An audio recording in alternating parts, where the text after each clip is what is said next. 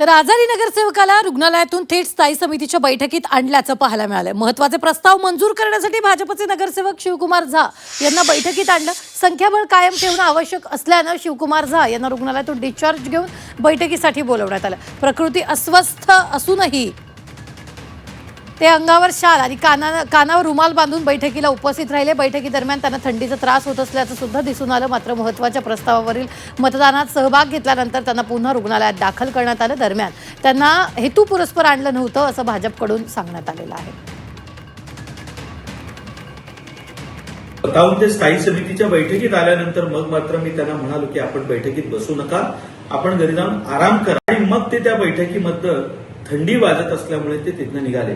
गेले 2-3 दिवस त्यांच्यावरती उपचार सुरू आहेत, ते औषधही घेत आहेत। आज रविवारी सुद्धा पक्षाच्या नगरसेवकांची बैठक असताना त्या बैठकीला ते आले होते।